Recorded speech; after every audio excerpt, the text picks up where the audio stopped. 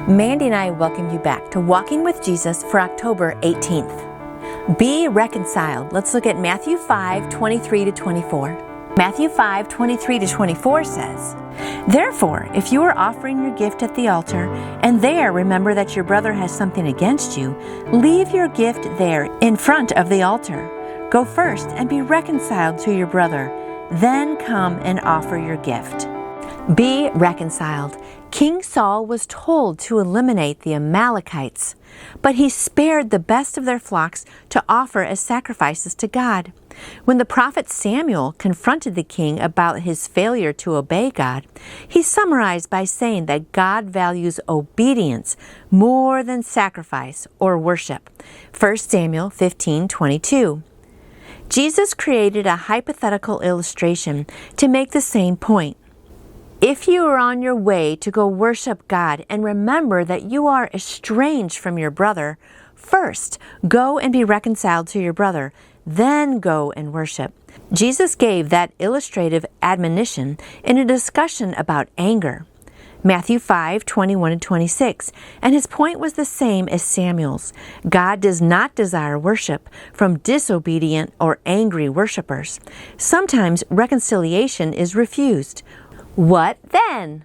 Paul said not to let the lack of reconciliation be your fault.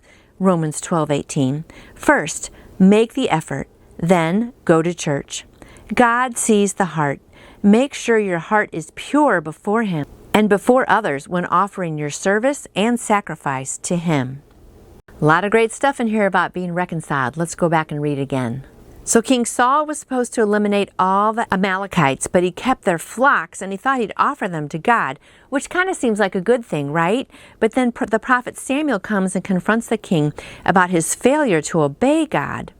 And he says that God values obedience more than sacrifice.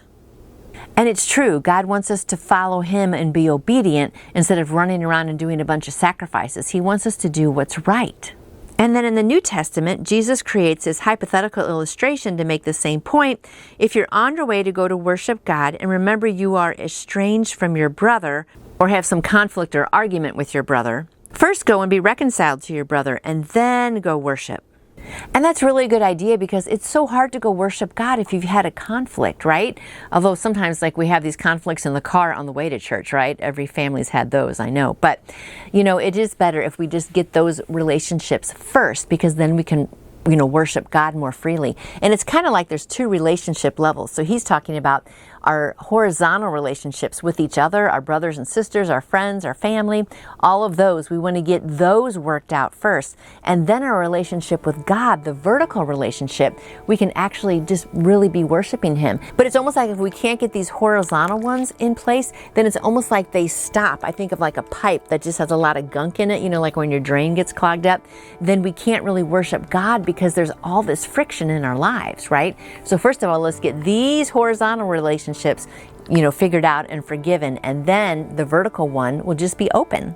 But he's saying that sometimes reconciliation is refused, and so what then? So God does not desire worship from disobedient or angry worshipers. So think about that. God doesn't want us in church trying to worship Him when we're angry at people around us. But sometimes reconciliation is refused. And what then? Paul said to not let the lack of reconciliation be your fault.